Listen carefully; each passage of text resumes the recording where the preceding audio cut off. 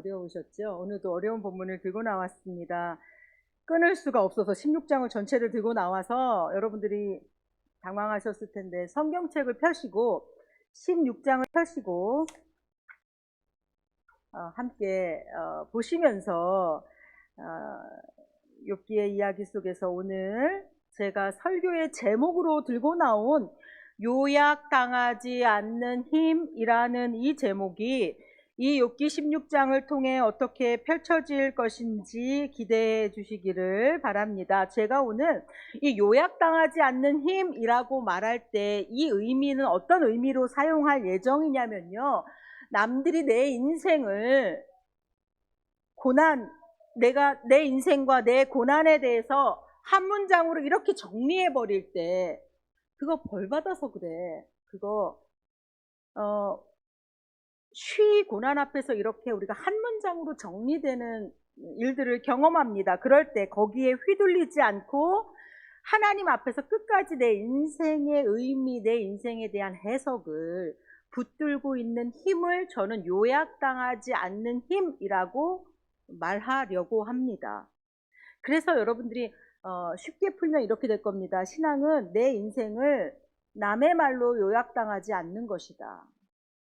신앙은 이 해석권을 하나님께 드리는 것이다. 이것을 붙들고 오늘 16장을 보겠습니다. 16장은 크게 세 부분으로 나누어집니다.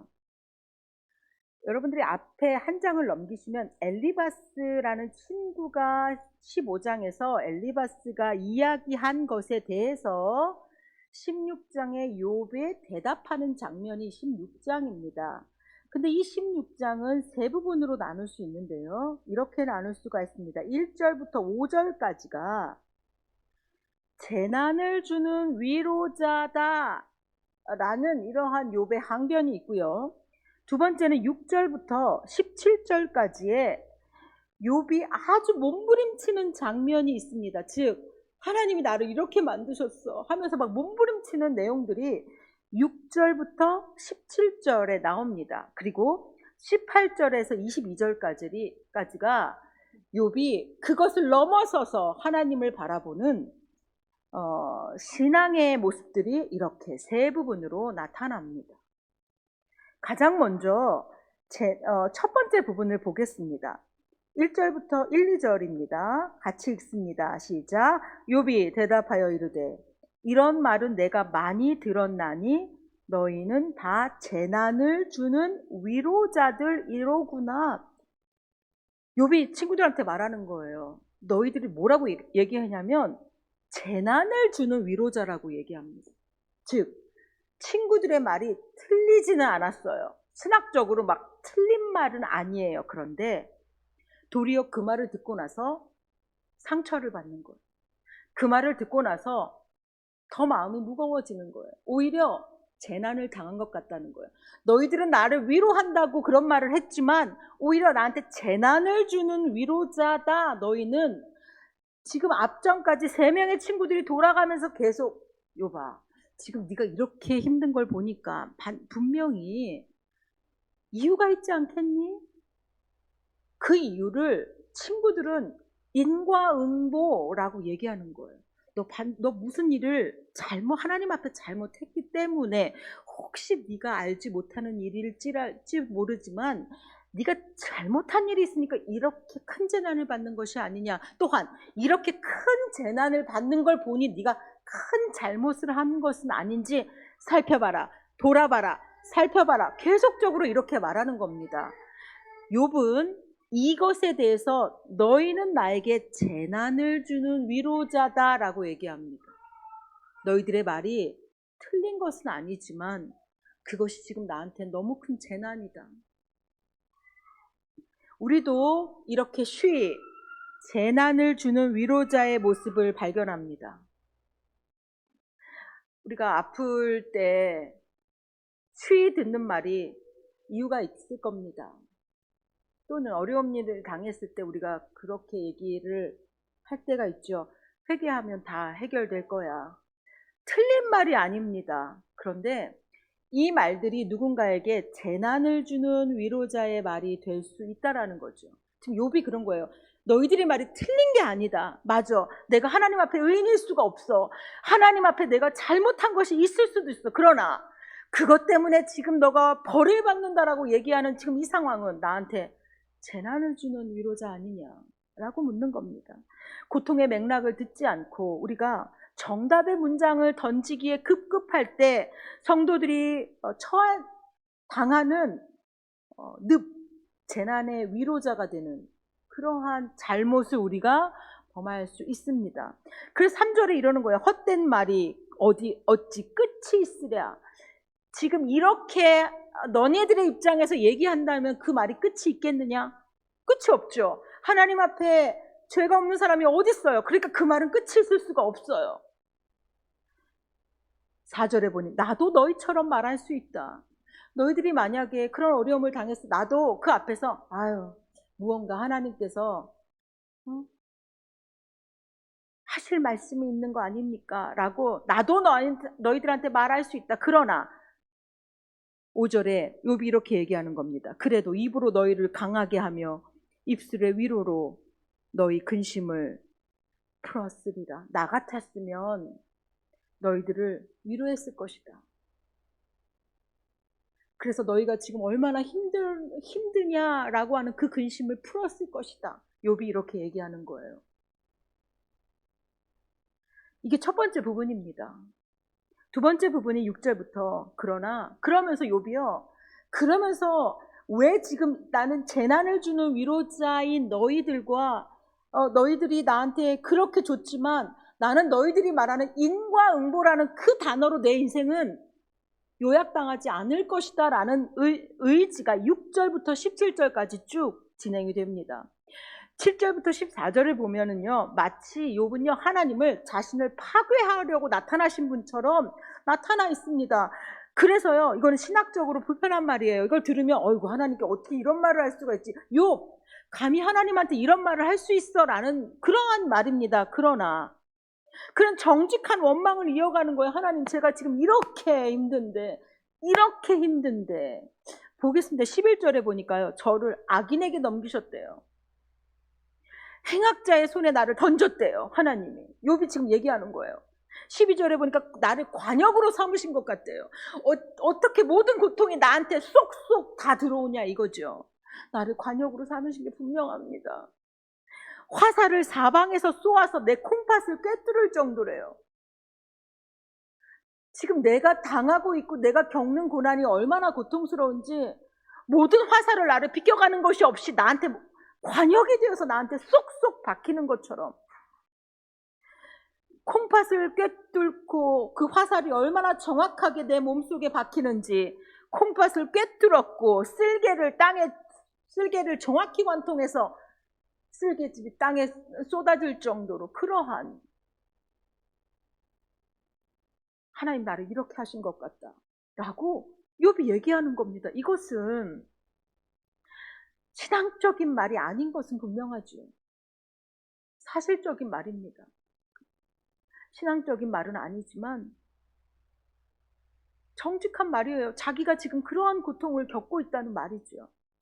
그 결과 자신이 어떤 상태에 이르렀다고 얘기합니까? 16절에 보니까요. 내 얼굴은 울음으로 붉었고 내 눈꺼풀에는 죽음의 그늘이 있구나. 지금 자신의 겪는 모든 감정이 자신의 몸에 그대로 새겨져 있다라고 얘기합니다. 이런 상황에서 또 욥이 이렇게 얘기하는 거예요. 17절 저항하는 겁니다. 17절 그러나 내 손에는 포악이 없고 나의 기도는 정결하니라. 이것은 나는 무죄야, 나는 절대 잘못이 없어가 아니라 친구들이 말하는 인과응보라는 그 단어에 저항하는 겁니다.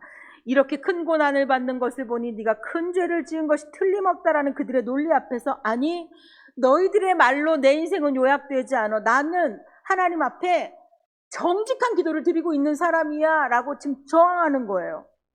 사람들은요 욥이 앙상하게 남은 이렇게 뼈만 남은 그런 고통의 모습을 보고서 아이고 하나님이 악인을 징계하셨구나라는 서사로 요약했습니다.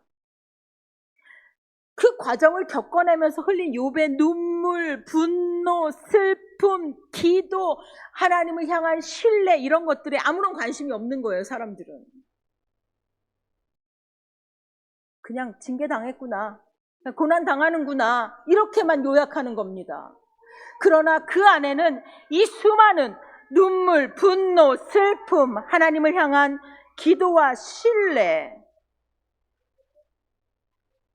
이러한 것들이 있다라는 것을 욥은 지금 이야기하고 있는 거예요. 자신의 삶으로, 자신의 모습으로 이야기하는 거예요.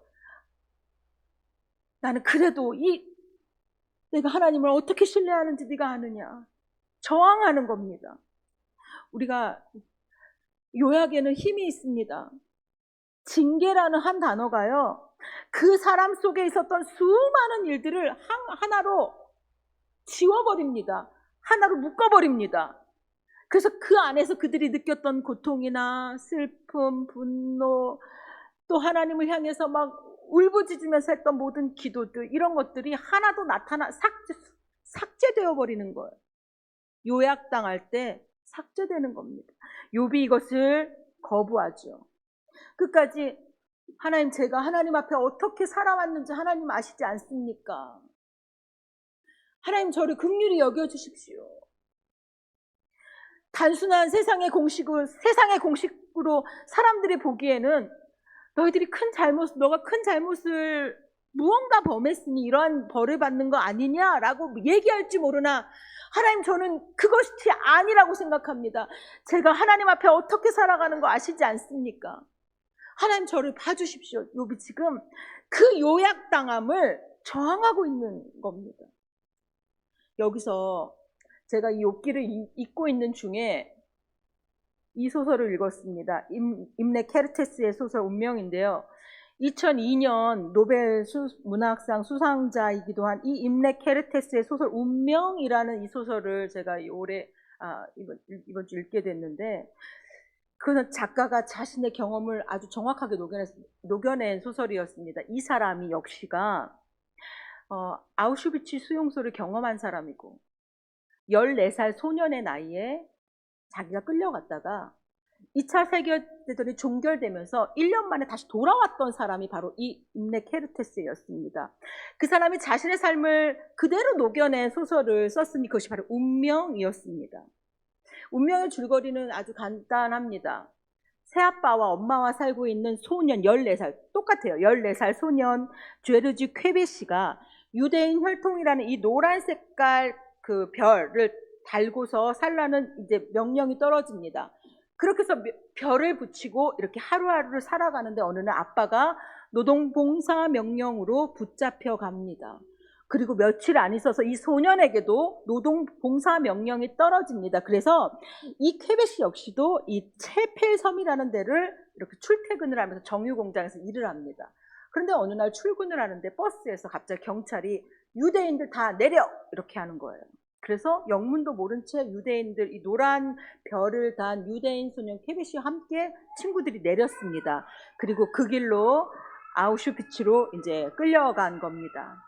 그 길로 아우슈비츠로 보내집니다. 그리고 거기서 부엔발트 수용소로 보내졌다가 또 얼마 후에 차이츠 수용소로 보내지면서 이 소년이 겪은 일들을 담은 내용이 바로 이 운명이었습니다. 저자 자신의 경험과 동일하게 1년 뒤에 이 소년도 다시 부다페스트로 자신의 고향인 헝가리로 돌아오는 장면으로 끝이 났는데요. 작가가 이 소설에서 하고 싶었던 이야기는 뒤에 30페이지에 다 있었어요. 제가 앞부분 있다가 실족했는데 뒤에를 다 읽었습니다. 뒷부분이 있고 광명을 찾았습니다. 뒤에 30페이지에 있었는데, 제르지가 이 수용소에서 돌아오자 마을 사람들이요, 그 소년한테 다 달려가서 하는 얘기가 뭔지 아십니까? 뭐라 했을 것 같아요? 이 아이가 수용소에서 돌아왔어요. 보겠습니다. 인용하겠습니다. 사람들은 수용소에서 돌아온 죄르지 쾌베시에게 묻습니다. 수용소의 지옥에 대해 말해주렴. 어떤 사람들은 또 말합니다. 우선 그 끔찍했던 일들을 다 잊어야 한다. 그래야 내가 산다. 그런 짐을 지고는 새로운 삶을 살아갈 순 없단다.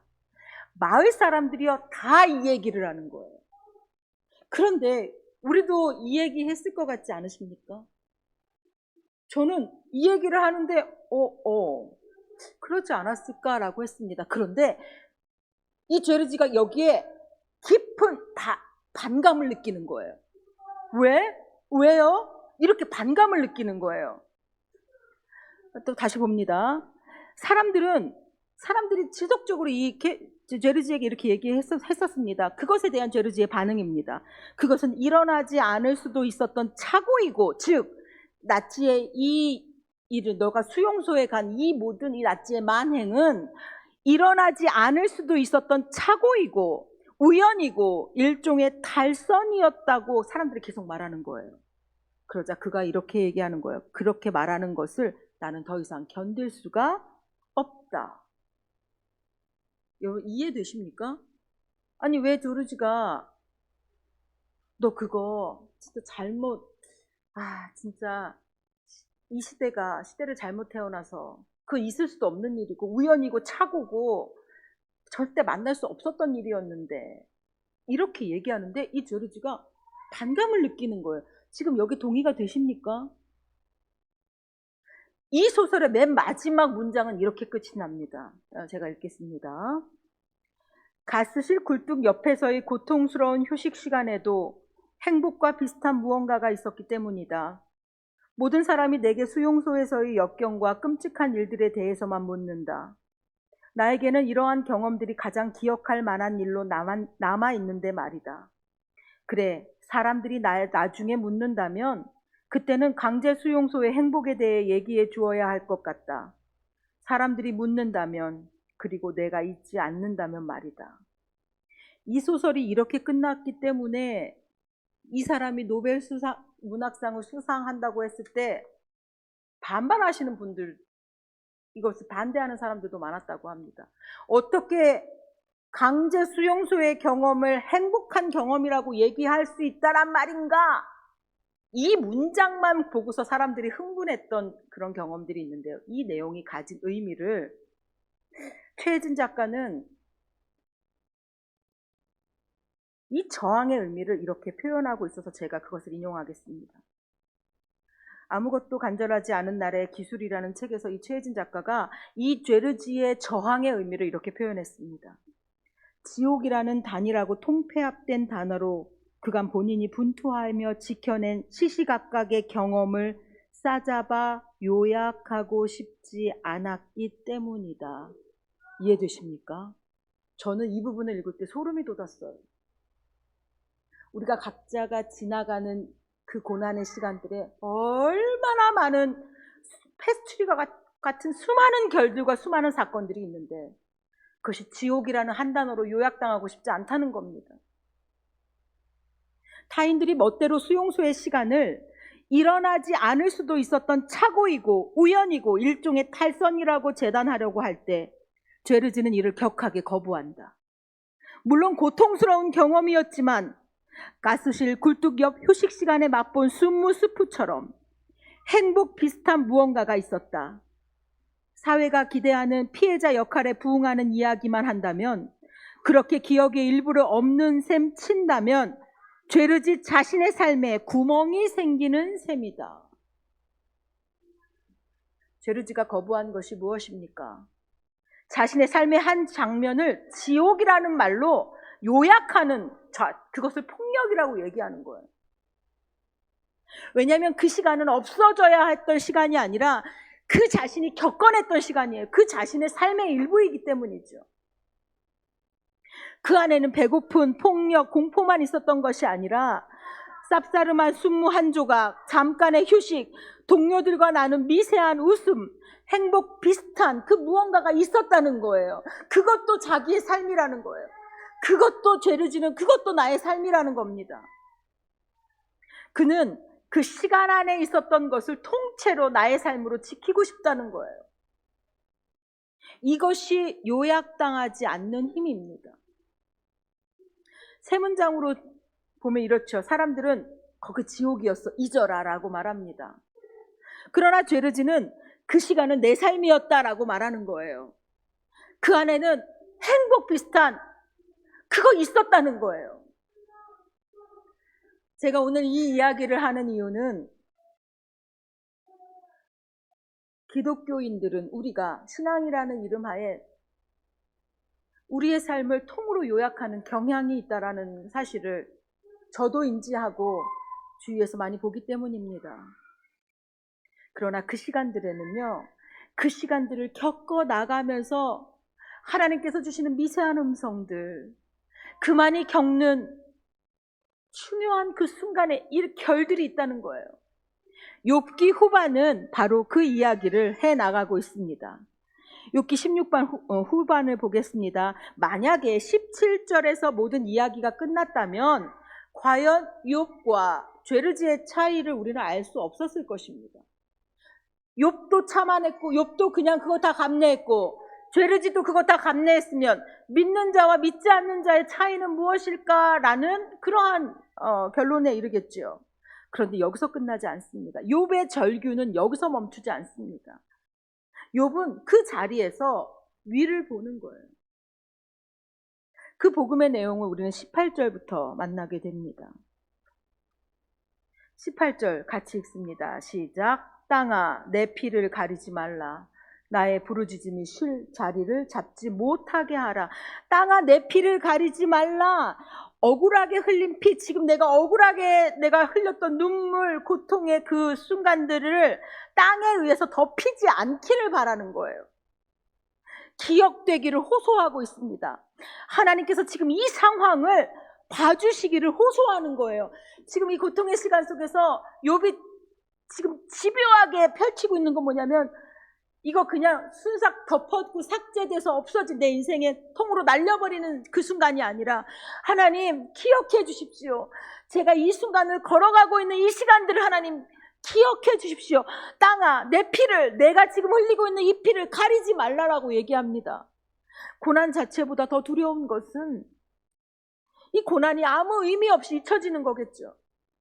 욥은 자신이 겪는 고난이 죄인의 징벌이라는 틀로 요약되기를 원치 않습니다. 그런 불행으로 퉁쳐버리는 것을 원치 않는 거예요.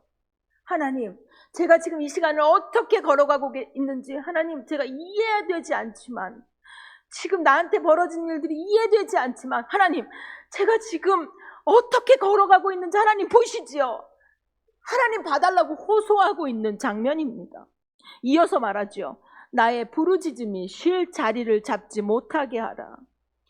여기서의 기도가요, 마음이 평안을 빨리 얻는 행위가 아니라는 거예요. 기도는 빨리 내 마음이 빨리 일이 해결돼서 내 마음이 평안해지려고 하는 행위가 아니라는 거예요. 해결되지 않아도 계속 지속적으로 하나님한테 올라가는 내가 지속적으로 하나님께 올라가는 그것이 기도라는 거예요. 나의 부르짖음이 빨리 자리 잡아서 그 뒤로 그 기도가 멈추는 나 그것을 원치 않는다는 거예요. 놀랍죠? 이거 우리가 기도의 방향과 다른 방향이에요. 우리는 기도를 빨리 일을 해결되는 방향으로 삼을 때가 많은데요. 계속적으로 하나님 앞에 하나님 이것을 봐주십시오. 하나님 이것을 기억해 주십시오. 지금 내 삶을 봐주십시오 라는 의미로 드리는 것이 기도라는 거예요. 그래서 내 기도가 빨리 자리를 잡지 않게 하라고 지금 호소하고 있어요. 놀라운 기도입니다. 땅아 내 피를 가리지 말라. 이것은 억울함과 고통으로 그냥 없었던 일로 잊혀져 버리지 말라. 여기서 이 요약당하지 않는 힘의 의미가 드러납니다. 이 인간들이 이 땅의 요약을 거부하는 힘, 그리고 그럼에도 불구하고 부르짖음이 멈추지 않는 힘. 내가 이렇게 내 고난을 요약당하지 않겠다. 다른 사람에 의해서 내가 겪는 일을 요약당하지 않겠다라고 결단한 사람들은 19절로 나아가는 겁니다. 19절을 함께 보겠습니다. 시작. 지금 나의 증인이 하늘에 계시고 나의 중보자가 높은 데 계시니라. 땅의 사람들아 내 삶을 그렇게 요약하지 말아라. 나의 증인은 하늘에 계시고 나의 보증인은 높은 데 계시니라. 욥은 땅의 법정에서 도무지 해결되지 않는 지금 자신이 겪는 이 말도 안 되는 이 해결되지 않는 이유를 알지 못하는 이 어려움 속에서 자신의 무죄가 입증되지 않는 이 상황에서 그는 하늘의 하나님께 하늘의 법정에 내맡기는 그러한 고백을 하는 거예요. 우리가 세상에서 요약당하는 사람들은 하늘을 볼 수가 없어요. 나는 그냥 죄를 져서 벌을 받나 보다. 좌절하고 낙심하고 원망 가운데 있습니다. 그러나 하나님, 제가 이 땅에서 요약당하는 그러한 말이 아니라, 하나님, 제가 지금 이해할 수 없지만 하나님 앞에서 하나님께서 판결해 주시는 그날을 바라보며 제가 이 길 걸어가겠습니다 라고 하는 사람들은 나의 증인은 하늘에 계시다라고 선포하고 선언하고서 그거 바라보면서 걷는 거예요. 19절, 우리가 해야 될 말이 바로 이겁니다. 왜 하나님, 이 문제가 이렇게 오랫도록 해결이 안 돼요? 하나님, 어떻게 고난이 이렇게 길어질 수가 있어요? 하나님, 이렇게 오랜 시간 동안 바라고 있는데, 이렇게 오랜 시간 동안 기도하는데 어떻게 일이 되지 않아요? 라고 할 때 땅에서는 이런저런 이유로 요약할 겁니다. 사람들은 우리의 인생을 이런저런 말로 요약할 겁니다. 그럴 때 우리가 해야 되는 말이 바로 19절입니다. 19절 함께 읽겠습니다. 시작. 지금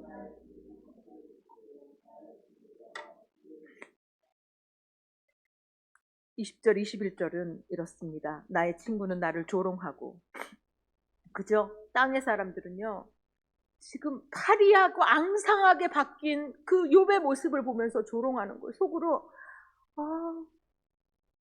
빨리 하나님한테 회개하고 빨리 돌아와. 그 조롱으로 하는 거예요. 재난을 주는 위로자. 내 눈은 하나님을 향하여 눈물을 흘리니. 그런데 욥이 잠잠히 하나님을 바라보면서 눈물 흘리는 거예요. 사람과 하나님 사이에와 인자와 그 이웃에 대하여 중재하시기를 원하노니. 이 친구들이 조롱하는 그러한 모습, 그러한 말 속에서 욥이 하나님 앞에 중재자를 요청하는 거예요. 여기서 요 중재라는 단어가요, 그리스도로 예표하는 아주 중요한 단어예요. 욥기에서 만나는 그리스도를 예표하는 아주 중요한 단어가 바로 이 중재라는 단어이고요. 하나님과 인간 사이의 중재자로 오신 예수 그리스도를 아주 명확하게 표현하는 부분이 바로 여기에 등장을 합니다. 신약에서 우리에게, 여기서 이 하늘의 증인, 우리에게 중재자로 오신 분이요, 십자가에서 우리를 위해 변호하시고 우리의 고난을 자기 몸에 품으신 그분이 바로 이 하늘의 증인, 이 중재자이신 예수 그리스도가 여기에서 나타나요. 우리는 이것을 신약의 언어로 이름을 갖게 된 예수 그리스도라고 알고 있죠. 사람들은요, 욥의 고난을 죄의 결과라는 신학적 요약으로 덮어버렸습니다. 그러나 욥은 땅의 요약을 거부하고 내 인생의 최종적인 해석권은 하늘의 증인, 하늘의 하나님께 있다. 그래서 중보자 예수 그리스도께 맡기는 거예요. 이것이 요약당하지 않는 신앙의 최종 지점입니다. 운명에서 그 죄르지라는 소년이 자기 삶의 의미를 왜 남들이 정하느냐, 요약하느냐라는 것을 거부한 그 모습. 욥이 친구들이 내린 판결에 대해서 그렇구나. 내가 너무 큰 죄를 져서 나는 이런 고난을 받구나. 그냥 퉁 치면서 넘어가는 것이 아니라 아주 세세하게 내 인생에 대해서 하나님 앞에서 묻고 또 묻고 물으면서 그 길을 눈물과 슬픔과 또는 울다가 웃다가 막 이 걸어가는 그 길. 그리고서 종국적으로는 사람들이 내 인생을 알아줄지 알지 못할 상관없다. 하늘의 증인이 계시다. 내 인생에 대해 하늘의 증인이 계시다. 나의 중보자가 계시다. 이 사안에 대해서, 내 인생에 대해서 하나님 앞에서 해석할 주실, 사람들 앞에서 변호해 줄 중보자가 나한테 있다. 이것이 바로 요약당하지 않는 힘을 가진 성도들의 신앙의 모습일 겁니다. 사람의 해석에 요약당할 때 우리는 쉽게 다른 사람의 삶을 요약하다 보면 재난을 주는 위로자가 되기 쉽습니다. 내 말이 틀리진 않았지만 재난인 거예요.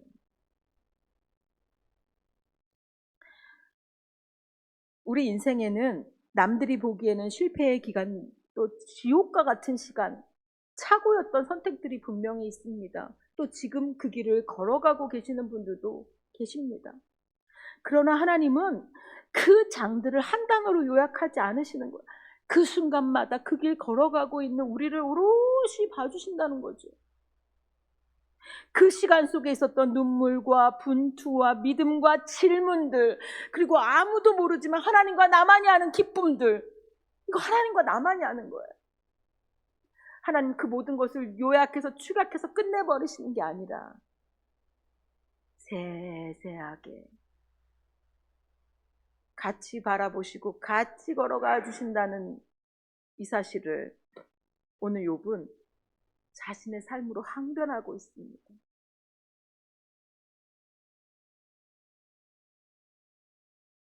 요약당하지 않는 힘은 내 삶을 하나님 앞에서 지키려고 하는 힘입니다. 사람들의 말에 쥐락펴락도 내가 좌절했다, 일어났다, 으쓱했다, 말았다, 이것이 아니라 하나님 앞에서 내가 어떻게 하면 살 수 있을까? 내 삶을 하나님 앞에서 지키려는 힘이 바로 이 요약당하지 않는 힘입니다.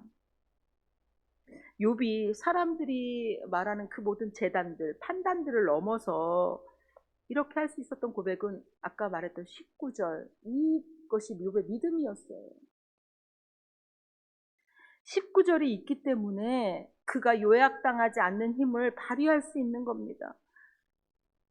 우리 19절을 다시 한번 읽겠습니다. 시작. 지금 나의 증인이 하늘에 계시고 나의 중보자가 높은 데에 계시니라. 아멘. 지금 인생에 어떤 과정을 겪고 계시던지 간에 이 고백을 붙드십시오. 그리고 이러한 고백으로 나아가십시오. 나는 하나님, 저는 남의 말로 내 인생을 요약당하지 않겠습니다. 해석권을 하나님께 드리겠습니다. 내 고난을 하나님께 있는 그대로 말씀드리겠습니다.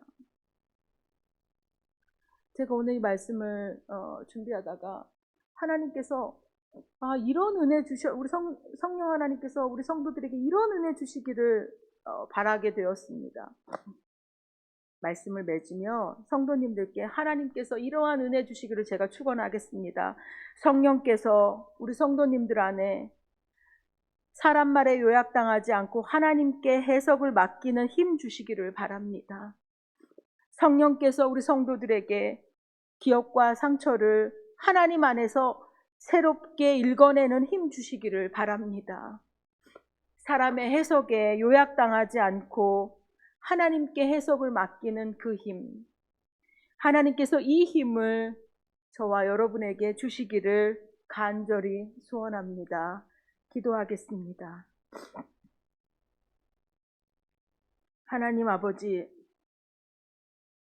주님은 우리 인생의 장면들을 한 단어로 요약해서 버리지 않는 분이심을 고백합니다. 그 시간 속에 있었던 눈물과 분투, 믿음과 질문, 그리고 아무도 묻지 않은 작은 기쁨까지도 기억해 주시는 분이심을 고백합니다. 욥이 친구들이 내린 판결에 자기 이야기를 넘기지 않고 나의 증인이 하늘에 계시고 나의 중보자가 높은 데 계신다고 고백하며 자기 인생의 최종 판결을 하나님께 맡긴 것을 오늘 기억합니다. 우리도 이 믿음 안에서 주님께 받은 삶을 살게 하여 주옵소서. 사람들의 말에 우리 인생을 요약당하지 않고 하나님 바라보며 우리의 시간들을 믿음으로 해석하는 인생 살아가게 하여 주옵소서. 예수님의 이름으로 기도드립니다. 아멘.